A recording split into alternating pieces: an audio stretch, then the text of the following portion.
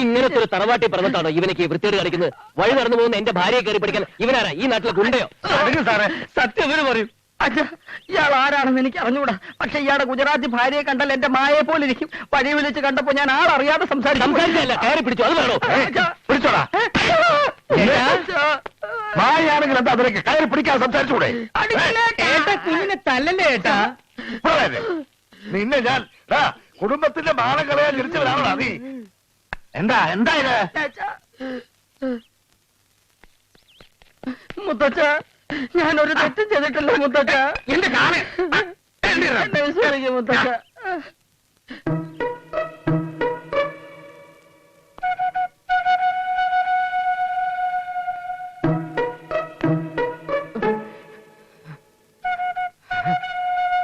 കണ്ടോ, ഇപ്പൊ ബോധ്യായോ? ഗുജറാത്തി ഭാര്യയെ കെട്ടിയ മലയാളി ഭർത്താവേ, ഇതാണ് മായ, എന്റെ മായ. ഈ മായയെ കണ്ടിട്ട് തന്റെ ഭാര്യയെ പോലെ തന്നെ ഇല്ലേ ഇയാളുടെ ഭാര്യ? അതേ മുത്തച്ഛ, പക്ഷെ ഇത് പറയുന്നതിന് മുമ്പ് എനിക്ക് അവനെ ഒന്ന് പുഴുകണം. എന്താ സാറേ ഇതിന്റെയൊക്കെ അർത്ഥം? ഇത് ഞങ്ങളുടെ പെങ്ങളുടെ മോളാ മായ. സംശയം തൊട്ടു നോക്കാൻ പറ, അല്ല ചോദിച്ചു നോക്കാൻ പറ. വേണ്ട, ഇനി ഒന്നും പറയണ്ട. എനിക്കെല്ലാം മനസ്സിലായി. ഞാൻ തെറ്റ് ചെയ്തു. നിരപരാധിയായ ഒരു പാവം മനുഷ്യൻ എനിക്ക് ഉപദ്രവിക്കേണ്ടി വന്നു. നല്ല നാടൻ കത്തിയുണ്ടാവും ഒരെണ്ണം ഈ വീട്ടിലെടുക്കാൻ. എന്താ വേണോ? വേണം. അതെടുത്ത് നിങ്ങൾ തന്നെ എന്റെ രണ്ട് കൈ ഒന്ന് വെട്ടിക്കള. ഈശ്വരനെ പോലെ തോന്നിക്കുന്ന ഈ മനുഷ്യന്റെ തറവാട്ടി കയറി എനിക്ക് നിങ്ങളെയൊക്കെ ചീത്ത വിളിക്കേണ്ടി വന്നല്ലോ. കഷ്ടം. നിങ്ങൾക്കെങ്കിലും എന്നോട് സത്യം പറയായിരുന്നില്ലേ? അപ്പൊ ഈ നേരം വരെ പറഞ്ഞ ഇതിന് സത്യമല്ലേ? ആ നിൽക്കുന്നതാണ് ശരിയായ മായ. റോഡിൽ വെച്ചാണ് തന്നെ ഗുജറാത്തി മായ. ക്ഷമിക്കണം, മുഖസ്തുതി പറയാണെന്ന് വിചാരിക്കരുത്. നിങ്ങളെ കൊത്തിവെച്ചതുപോലെയാണ് എന്റെ ഭാര്യ. ഇനിയൊന്നും നോക്കണ്ടേ, ഇത് തന്നെ നമ്മുടെ കളി. അവളൊരു ഗുജറാത്തി പെൺകുട്ടിയാ. പേര് മാനസേശ്വരി ഗുപ്ത. സത്യം പറഞ്ഞ ഈ ഒരു കൂടിക്കാഴ്ചക്ക് മുമ്പ് ഞാനങ്ങനെ ഈ പെൺകുട്ടിയെ കണ്ടിരുന്നെങ്കിൽ നിങ്ങളുടെ ബോയ്ഫ്രണ്ടിനെ പറ്റി അതേ അബദ്ധം എനിക്കും പറ്റിയേ. അയ്യോ,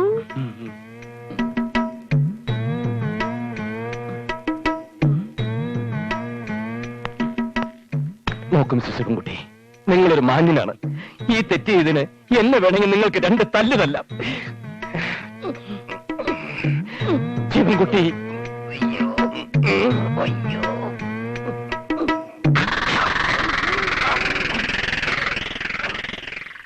മതി, മാപ്പ് പറഞ്ഞത് മതി. സാരമില്ല. സ്വന്തം ഭാര്യയെ രക്ഷിക്കാൻ ഭർത്താവ് ചിലപ്പോൾ നിലവിട്ട് പെരുമാറിയെന്ന് വരും. അതിലൊരു തെറ്റുമില്ല. ഇത് സർവ്വസാധാരണമാണച്ച. എനിക്കും ഇതുപോലെ സംഭവിച്ചിട്ടുണ്ട്. വിശാലമാണെന്ന് വിചാരിച്ച് ഞാനും ഒരുപാട് പെണ്ണുങ്ങളുടെ പിന്നാലെ പോയതല്ലേ. പിന്നെ ഭാഗ്യത്തിനൊരു ദോഷവും സംഭവിച്ചിട്ടില്ല. ഒരാളെ പോലെ തന്നെ ഈ ലോകത്ത് വേറെ 6 പേരുണ്ട് ഏട്ടാ. ആഹാ, ആ എന്ന് വെച്ച ഏട്ടനെ പോലെ 6 പേര്, എന്നെ പോലെ 6 പേര്, 6 മായമാര്, 6 അച്ഛന്മാര്, 6 ശിവൻകുട്ടിമാര്, 6 കമലാക്ഷിമാര്. അപ്പോ ഇതുപോലെ ഓരോ സഹദേവന്മാരും ഉണ്ടാവുമല്ലോ. ഉണ്ടാവേട്ടാ. അതെ, ശരിയാണ്. ഇദ്ദേഹത്തിന് ഇത്ര വിവരം ഉണ്ടെന്ന് കണ്ടാ പറയില്ലല്ലേ? മെഡിക്കൽ സയൻസിൽ ഇത് തന്നെ പറയുന്നുണ്ട്. ആ അങ്ങനെ പറ. അപ്പൊ സാറ് ഡോക്ടറാണല്ലേ? അതെങ്ങനെ മനസ്സിലായി? ഞാനിവിടെ അച്ഛന്റെ പേരിൽ ഒരു ഹോസ്പിറ്റൽ കെട്ടാൻ വേണ്ടി കുടുംബത്തോടെ വന്നതാ. എന്റെ ഭാര്യ ഒരു അഡ്വക്കേറ്റ് ആയതുകൊണ്ട് ഈ സ്ഥലത്തിന്റെ ഡീറ്റെയിൽസ് മുഴുവൻ അവരാ നോക്കുന്നത്. ഹോസ്പിറ്റൽ കെട്ടാൻ ഒരു 19 ഏക്കറെങ്കിലും വേണ്ടി വരും. സ്ഥലം നോക്കുന്നേ ഉള്ളൂ. അതെ, സെന്റിന് എത്ര കൊടുക്കും? പണമൊക്കെ ആര് നോക്കുന്നു ചേട്ടാ? പണം ഇന്ന് വരും, നാളെ പോവും. ജീവിക്കുന്നിടത്തോളം കാലേ മനുഷ്യനെ പോലെ ജീവിക്കണം എന്ന് വെച്ചാൽ നല്ലൊരു തന്തയ്ക്ക് ജനിക്കണം. നല്ലൊരു തന്തയാണെന്ന് സ്വന്തം മക്കളെ കൊണ്ട് പറയിക്കണം. നിങ്ങൾ രണ്ടാളും എന്തിനാ പരിഭ്രമിക്കണേ? നിങ്ങൾ രണ്ടാളും ഉദ്ദേശിച്ച് പറഞ്ഞതല്ല. ഞാൻ ചേട്ടൻ ഉദ്ദേശിച്ച് പറഞ്ഞല്ല, കോമൺ ആയിട്ട് പറഞ്ഞേ ഉള്ളൂ. അതിനിടയ്ക്ക് ഒരു ഹോസ്പിറ്റലും കെട്ടണം. അത്രേ ഉള്ളൂ എന്റെ ജീവിതാഭിലാഷം. നിങ്ങളെ കാണുമ്പോ എനിക്ക് എന്റെ മുത്തച്ഛനെയാണ് ഓർമ്മ വരുന്നത്. ഇവിടെ വന്ന് ഇങ്ങനെയൊക്കെ ബഹളം വെക്കേണ്ടി വന്നതിൽ എനിക്ക് മാപ്പ് വരണം. വരട്ടെ. നല്ല ഐശ്വര്യമുള്ള ഒരു കുട്ടി. മാനസേശ്വരി.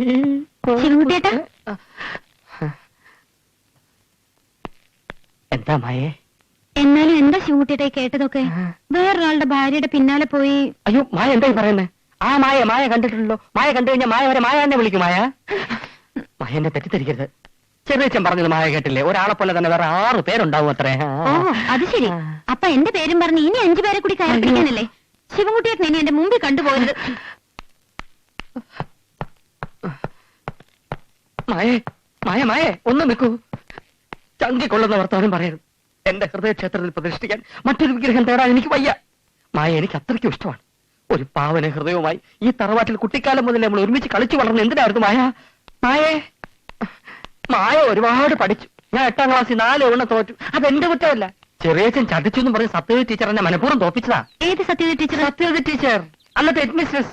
ചെറിയച്ഛനും ടീച്ചറും തമ്മിൽ പരസ്പരം ലവ് ചെയ്ത് ഒളിച്ചോടാൻ തീരുമാനിച്ചപ്പോഴല്ലേ മുത്തച്ഛൻ ചെറിയച്ഛനെ കുളത്തിനരിയുള്ള പുളിമരത്തിൽ കെട്ടിട്ട് അടിച്ചത്. അതോടെ ആ പ്രേമം കുളത്തിലുമായി, എന്റെ ജീവിതം വെള്ളത്തിലുമായി. മായ അതൊക്കെ മറന്നുകള. ജീവിതത്തിൽ അങ്ങനെ പലതും സംഭവിക്കും. ഒന്നും നമ്മൾ കാര്യമായിട്ട് എടുക്കരുത്. ആരെന്ത് പറഞ്ഞാലും മായ എനിക്കിഷ്ടമാണ്, എനിക്ക് മായയെ ഇഷ്ടമാണ്. ഒരു ഹൃദയം നിറയെ സ്നേഹവുമായി ലോകാവസാനം വരെ മായയെ ഒരു നിധി പോലെ ഞാൻ കാത്തുസൂക്ഷിക്കും. അങ്ങനെയൊക്കെ ഇപ്പൊ പറയും. ഈ ഹൃദയം നിറയെ കൊളസ്ട്രോൾ ആണെന്ന ചെറിയച്ഛനും ചെറിയമ്മയും ദേവകിയമ്മയും ഒക്കെ എന്നോട് പറഞ്ഞത്. ആണോ? കൊളസ്ട്രോൾ വന്നാ മരണം ഉറപ്പാ. എനിക്ക് റിസ്ക് എടുക്കാൻ വയ്യ. ശിവൻകുട്ടിയേട്ടൻ എന്നെ മറന്നേക്ക്.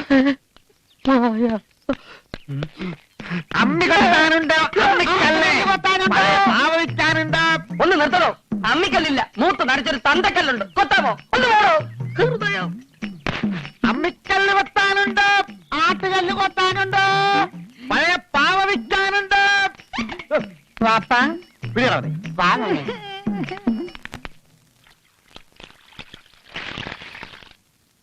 ഇങ്ങനെ കുഴമ്പും വരട്ടി ചൂടും പിടിച്ച് വേദനിച്ച് കരയുന്നതിൽ ഒരു അർത്ഥമില്ല. ഒക്കെ മുത്തശ്ശൻ വിചാരിക്കുന്ന പോലെ നടക്കണമെന്നാ മുത്തശ്ശന്റെ വാശി. അതുകൊണ്ടാ ഇത് മാറാത്ത. ഉളുക്കിയതാ മോളെ. വയസ്സാവുമ്പോ ഇത്തരം ഉളുക്കും ചതവും ഒക്കെ മാറാൻ സ്വല്പം സമയമെടുക്കും. പിന്നെ ശരീരത്തിന്റെ വേദന, അതൊരു വേദനയായിട്ട് ഞാൻ എടുക്കാറില്ല. മനസ്സ് വീഴരുത്. മോള് വന്നതോടെ മനസ്സിലെ സകല വിഷമങ്ങളും തീർന്നു. മുത്തച്ഛൻ ഇപ്പോ വലിയ സന്തോഷത്തിലാ. മുത്തശ്ശൻ ഞാൻ വേണ്ട, മോൾ എന്താ പറയാൻ പോകുന്നതെന്ന് മുത്തശ്ശന് മനസ്സിലായി. മുത്തശ്ശൻ ഒരു ഡോക്ടറെ കാണണം, അത്രയല്ലേ വേണ്ടൂ. അന്ന് വന്ന് എന്റെ കാല് വന്നിച്ചു പോയ ഒരു ഡോക്ടറില്ലേ, എനിക്കവനെ വളരെ ഇഷ്ടായി. വാസുണ്ണി അയച്ച് അവനൊന്ന് വരാൻ പറഞ്ഞാലോ? ഉം.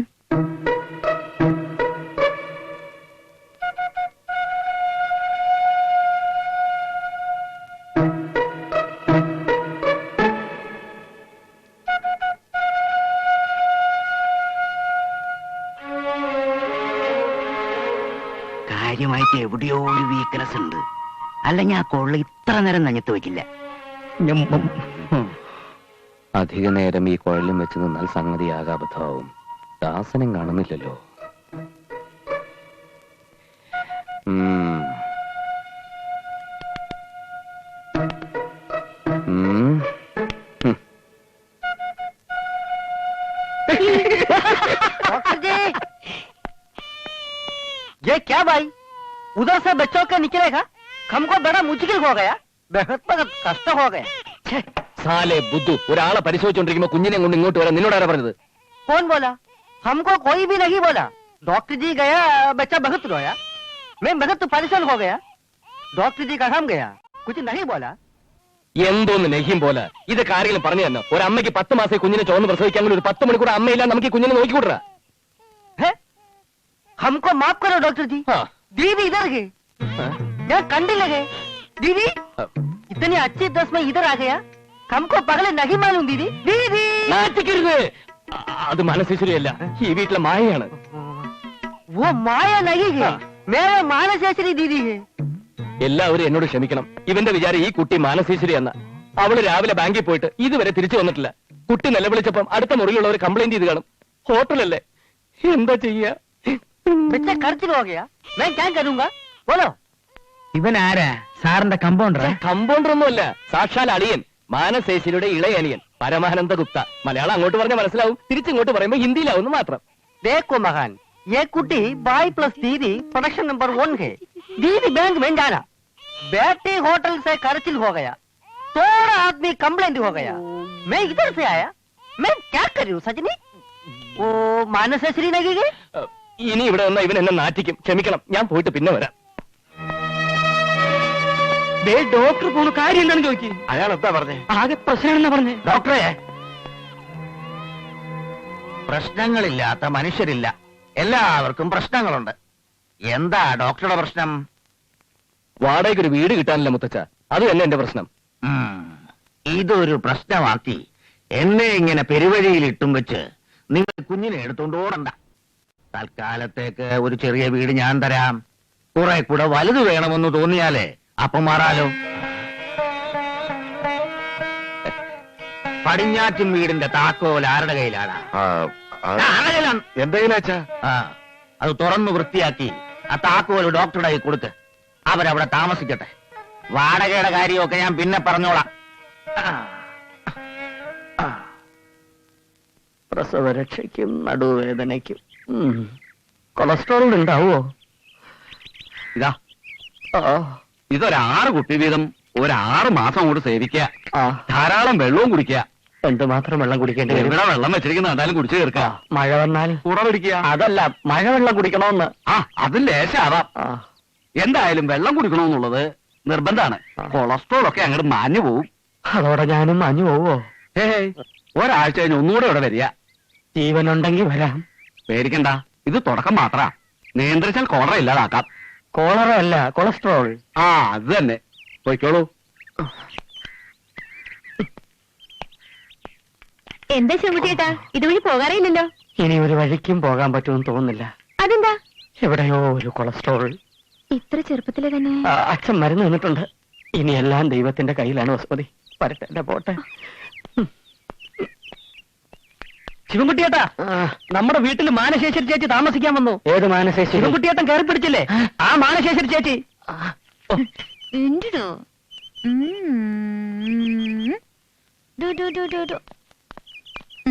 വെച്ചോ വെച്ചോ.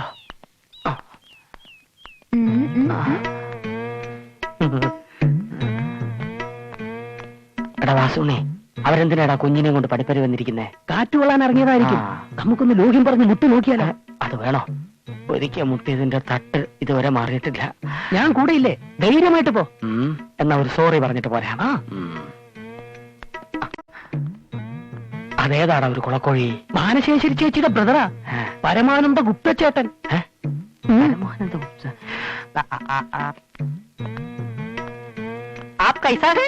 सिल्वर फ्लस में सफींदर गुल्फी उट्टालेंगे जुहू बीच में दिलबार है. പൊട്ടും. ഇവിടെ പുതിയ ആൾക്കാർ താമസിക്കാൻ വന്നു എന്ന് ഇവൻ പറഞ്ഞപ്പോ കൊളസ്ട്രോൾ ആയിട്ടും ഞാൻ ഓടി വരിക. മായ നിങ്ങൾ കണ്ടല്ലോ. ഇപ്പൊ ഞാൻ അന്ന് അറിയാതെ കയറി പിടിച്ചത് എന്തുകൊണ്ടാണെന്ന് മനസ്സിലായല്ലോ. അതൊക്കെ പോട്ടെ. താമസമൊക്കെ എങ്ങനെയുണ്ട്? അച്ഛാ ഹേ. എന്തെങ്കിലും ആവശ്യമുണ്ടെങ്കിൽ എന്നോട് പറയണം. I am Sivankutty, Sivankutty M A. കൈതരൂ.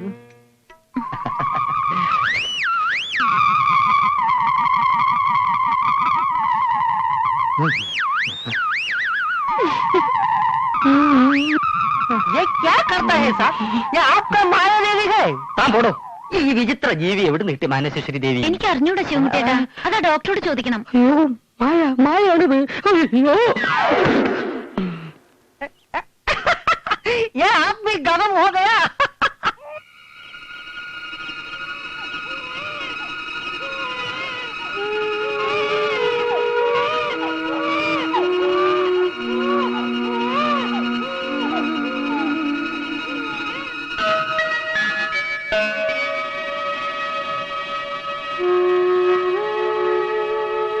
എന്താ ഡോക്ടറെ, കുഞ്ഞിന് സുഖമില്ലേ? അവളിങ്ങനെയാ, രാത്രിയായ കരയും. ശിവൻകുട്ടി കിടക്കുന്നില്ലേ? ഓ, എന്റെ കാര്യം പോക്കാ ഡോക്ടർ. ഒരു മനസമാധാനവും ഇല്ല. മനസമാധാനം കിട്ടാൻ ഒരുപാട് വെള്ളം കുടിക്കും. വെള്ളം കുടിച്ചാൽ കൊളസ്ട്രോൾ ഒക്കെ ഒഴുകി പോകുമെന്ന് വൈദ്യര് പറഞ്ഞു. നേരാണോ ഡോക്ടർ? നേരാ. ഒറ്റ പ്രശ്നമേ ഉള്ളൂ, രാത്രിയിൽ ഒരുപാട് തവണ മുള്ളാൻ എണീക്കണം. അതാ കഷ്ടം. ഉറക്കവും വരികയല്ല. ഞാനൊന്ന് മുള്ളി വെച്ച് എന്നാ തോന്നുന്നു. അവന്റെ ഒരു ഊട്ട് കത്തപ്പെടുക്കല്.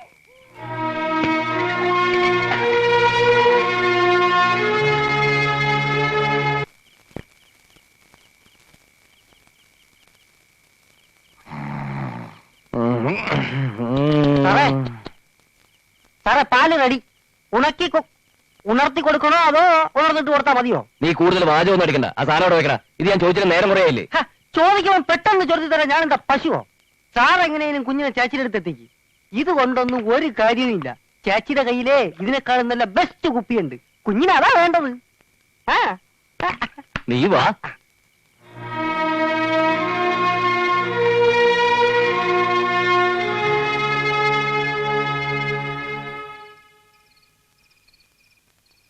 മായയോട് ഞാൻ പിന്നാമ്പുറത്തെ വാതില് സാക്ഷിയിടാതെ വെക്കാൻ പറഞ്ഞിട്ടുണ്ട്. നമുക്ക് ഈ കുഞ്ഞിനെ അവളുടെ കൈ കൊടുത്തിട്ട് വേഗം വരാൻ വാ. എന്നാ പിന്നെ സാറും അവിടെ കിടന്ന് സൗകര്യം പോലെ വന്നാ മതി. കുഞ്ഞിനും ചൂട് കിട്ടും, പിന്നെ സാറിനും. അവൾ എന്റെ ഭാര്യ, അതുകൊണ്ട് കൂടുതൽ കോമഡി വേണ്ട. വാ. ഈശ്വരാ, ആ വാതിലൊന്നും തുറന്നു വെക്കാൻ പറ്റുന്നില്ലല്ലോ.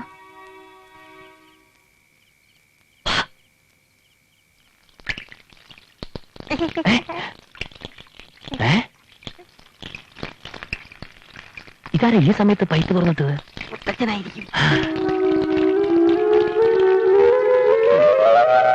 പോട്ടെ, കൊളസ്ട്രോൾ മുഴുവനും പോട്ടെ.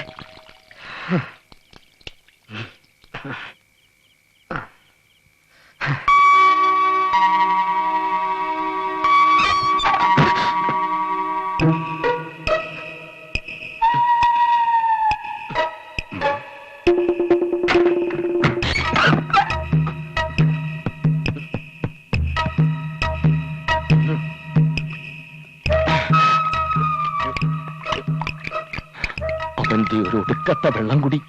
ഇവൻ നേരം വെളുക്കുന്നത് പൈപ്പ് തുറന്നു വെച്ചു. ഇതിനകത്ത് കടക്കാൻ പറ്റുമെന്ന് തോന്നുന്നില്ല.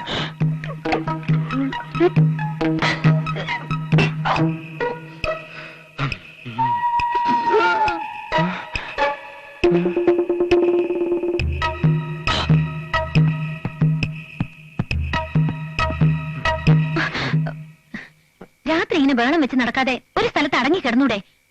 ബാക്കിയുള്ളവർക്ക് ഉറങ്ങണം. ഉറങ്ങിക്കോളൂ.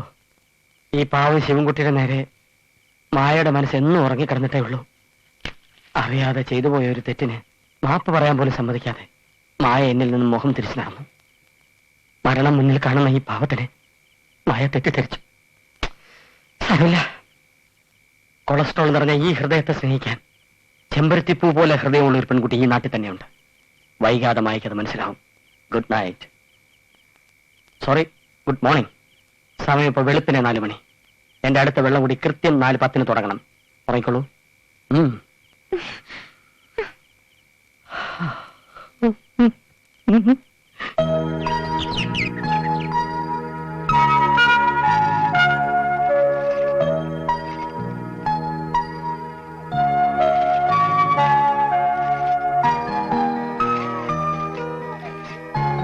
പേടിക്കണ്ട, നീ അമ്പലത്തിൽ പോയിട്ട് വരാൻ എന്തായാലും 1 മണിക്കൂർ സമയമെടുക്കും. അതുവരെ ദാ മോൾക്ക് നന്നായിട്ട് പാല് കൊടുക്ക്. പ്രസാദമൊക്കെ ഞാൻ റെഡിയാക്കി വെച്ചേക്കാം.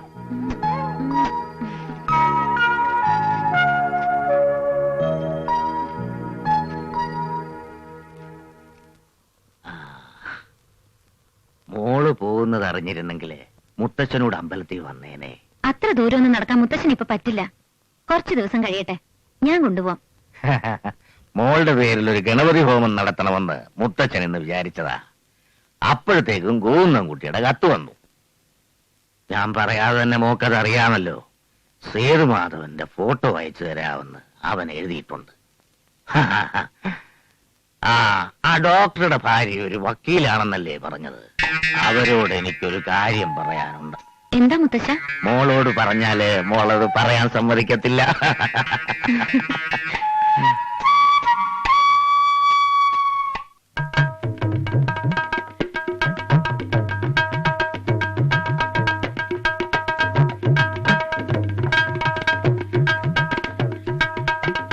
മുത്തശ്ശൻ എന്നോട് വക്കീൽ ഇവിടെ ഉണ്ടോ നോക്കി വരാൻ പറഞ്ഞു. ഏത് വക്കീലിനെ? ജയേട്ടന്റെ വക്കീലിനെ, മാനസേശ്വരി ഗുപ്തേ.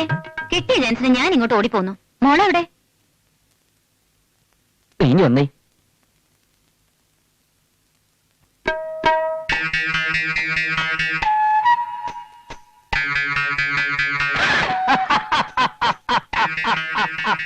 എന്നിട്ട് ഡോക്ടർക്ക് അറിയോ, മുത്തശ്ശൻ എന്ത് പറഞ്ഞാലും ആ ഇംഗ്ലണ്ടുകാരൻ എനിക്കിഷ്ടമല്ല.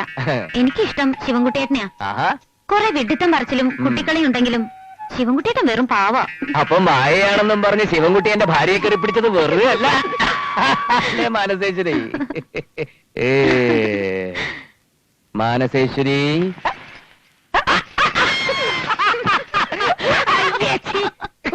എന്താ പൂച്ച കലവടയ്ക്കെന്ന് പറയണത് വെറുതെ അല്ല. ഇപ്പൊ മനസ്സിലായില്ലേ? ഇക്കാര്യം ശിവൻകുട്ടി അറിയാത്തത് നമ്മുടെയൊക്കെ ഭാഗ്യം. ശോ.